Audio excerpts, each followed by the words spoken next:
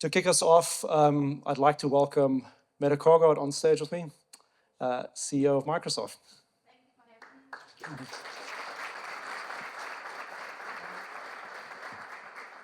So I'm really bad at introducing people when they can do a much better job of it themselves. But you're an engineer, you've led various companies through like change management, and now you're sitting within Microsoft, kind of seeing this big change from the inside. And I'm just wondering, first and foremost, what does it feel like to be kind of in one of the companies that's feeling this change of AI more than anyone else? Yeah, so I started as CEO of Microsoft in Denmark 3 years ago, and 1st of January, actually 2023. And it was not in my contract that AI was gonna, work and pays off as it has been. So 1 month before I started, ChatGPT went on the internet and the world just changed. And I've been on a kind of a rocket, I will say, on AI ever since.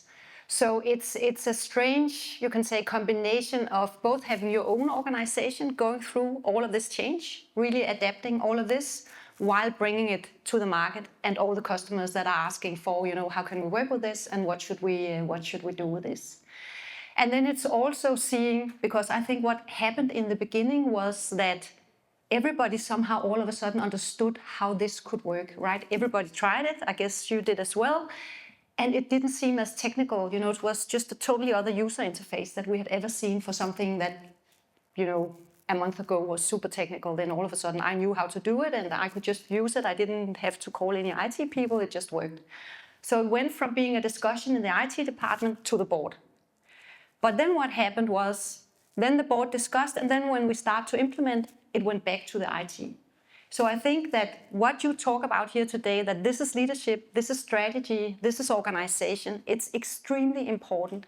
And that is actually, I think, what I have been struggling a bit with, also with the customers, and what probably also makes some of you a bit confused, is that this is not a technical thing. It's a super business critical and strategic thing, and you should just think of it like that.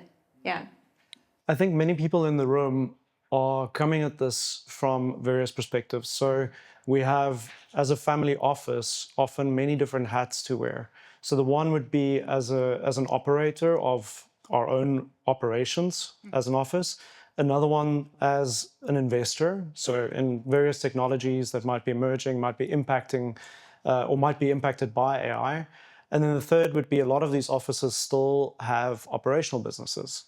So it's kind of 3 different lenses that might need different perspectives on top of this. How should people think about it like that? So I think if we go back to the 90s, 70s, then OECD came up with something they called the frontier firms. And what they were using this for was trying to find in the different industries what were the companies, what were the characteristics of the companies that actually won in the different industries. So it was like, who were the most innovative, who was, earning the most, who was growing the most, who was attracting the best talents. And I think we should think of AI as, the lever for being a frontier company in the future. And that just goes for all the levels. So it goes for me as a leader. I need to use this very much in my daily work in order to understand what this is and how it can be utilized. It goes for how do I bring my organization and the business I do on board into this? How do I bring the customers that I serve on board into this? And then, of course, the companies that I look to invest in, where are they on this journey? And what are the perspectives that they work with on this journey? Do they have big levers where we can see that AI can really, really do a big difference for how they do work? So I think you just need to really take it into the heart. This is going to be everywhere in a few years. It's really going to be everywhere. And that's how you should see it. You should use it. You should use it in the companies you have an operating responsibility for. You should look for it when you go for investments.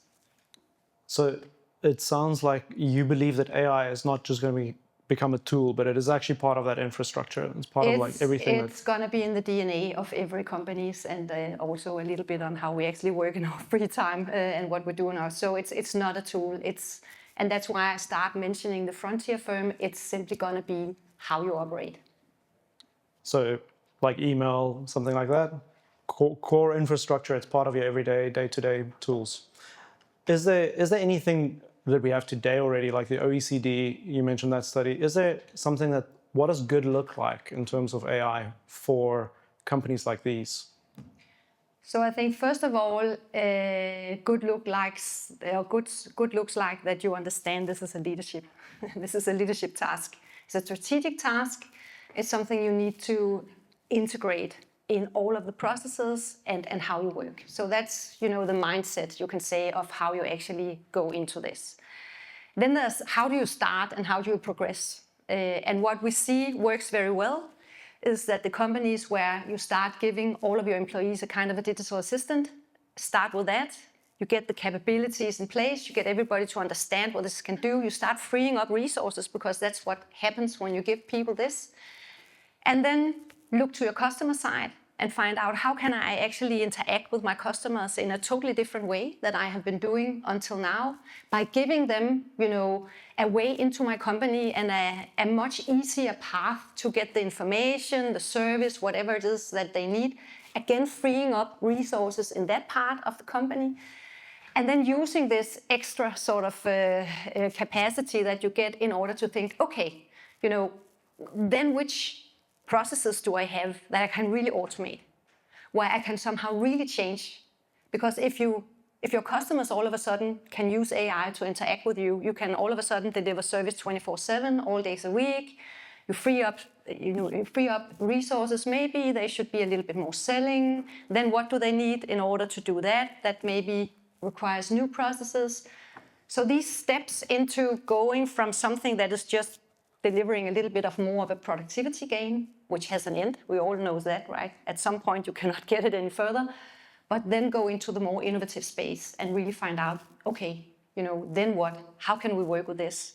How can I do new products? How can I do new services? How can I deliver what it is that I deliver to my customers in a totally different way than normal? So if we talk about infrastructure, I think from a Microsoft perspective, you're sitting obviously in a space that has a very specific perspective on this, various places in the stack, from data centers to models to, providing the tools and the platforms on top of that. It feels like a lot of this power is busy concentrating within a couple of large players today. Is that the way that infrastructure works, or how should we think about that, especially adding another layer on top of this, being European, maybe with an American company, maybe there's a lot of talk around sovereignty of this data. I'm a little bit confused about that. So I actually think that right now it is a space with quite a lot of competition. And that's at least what we feel. But you're right, there's a race to get the socket at the companies, just to be very honest and transparent about that. Because if you have the socket, you can also move it up in the stack, right? So we deliver productivity gains for all the employees. We deliver some you pay for. We deliver some which is for free, simply to get the full socket. And the others do the same. But there's a lot of competition in this space. And that is, of course, one thing to be very aware of. So there is a lot of competition. So and it might be concentrated on a few.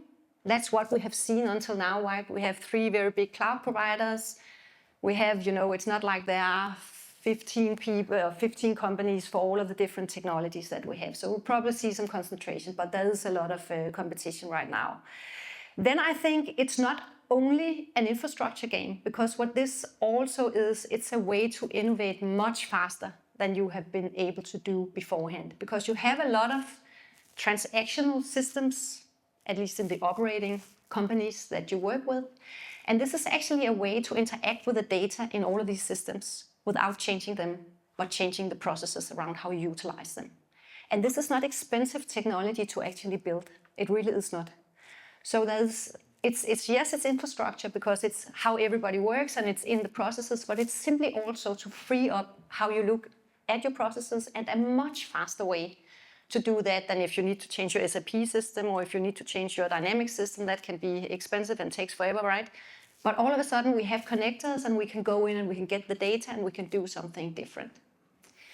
Then there's the sovereignty piece. You also ask for that. And I have a dream that AI could be a stronghold for Europe. to be honest, if we do this right. So what we have been very good at in Europe in the years that has gone by is to build the solutions, not the infrastructure. We've not been good at that. That's American tech that comes with the infrastructure, right? But the solutions on top, we have been really, really strong in building them. And that delivers bargain power. I mean, imagine SAP being shut down. There's a lot of American companies running on SAP software today, right? So it's like you move the needle and you move the power if we could really get that stronghold to work and be the ones delivering within healthcare. There's going to be a lot of stuff in healthcare in this area. Within healthcare, the solutions that are responsible and that can really drive, how we deliver healthcare in a totally different way than we have been doing until now, just to mention one example. So I really dream of that we get this right in Europe and that we get these kind of solutions, hence the bargain power. But we need to be more on the technology front in Europe, just to be also back to the sovereignty, very honest on that, because if you see how the economy grows, then it grows faster in the regions where we have these big tech companies. So we need more big tech companies in Europe in order to really get that. And I would love to dive into the topics of open source models as part of sovereignty, but I'm not going to do that because I see I'm being looked at there in terms of time. But I think we had an interesting discussion just before coming in here, and going back to the setup for this room today, a lot of family offices wear different hats. So the hats of an investor with patient capital going into investing into this technology broadly, various levels, of course. But I guess for this room, if you think about investing, how should investors be thinking about backing specific companies? Potentially, we spoke about the quantum project. What are those kind of opportunities that you think would be relevant for, especially a Danish perspective, and especially from sovereignty and investing in European infrastructure? Yeah, so quantum for sure is a stronghold already in Europe and Denmark, and please let's keep it that way. So that would be nice with investments coming that way, and we already see Danish investments into this. We have the biggest quantum computer in the world is actually in Denmark right now, and Microsoft in Lyngby is the biggest Microsoft center for quantum research. So more than 100 people are working within quantum research in Lyngby, and that of course fosters an ecosystem and a lot of companies popping up around that. And yes, there's some years out there, but it's getting closer and closer. So I think, if we want to support Europe, that is really a good area to look into. And then back to the ones delivering the solutions using the AI technology. So we see a lot of startups coming into this space. We also invest in startups in Microsoft. We had 400 new startups coming out of just in Denmark last year. And we see them grow actually quite fast, but then unfortunately they leave for the US at a certain point in time due to the scalability and the investment environment over there. So maybe there's also a little bit of a political issue here that you might want to chip into, that we simply need a better way to grow in Europe these companies than we have today. It is an issue. But so quantum and the companies within industries where you can see that they can really grow and where we have big issues with lack of people and lack of work done, and healthcare is one of them, and then AI in there in order to solve that. I would bet my money on that. Thank you very much. I think we don't have much time for questions, but I'll take one question if we have any for Mette. Otherwise, you're welcome to share them afterwards as well. We have a Q&A running somewhere, but I can't see the board, so there might be some questions. If you shared something, we'll get back to it a little bit later. Thanks, Mette. You're welcome. Thank you.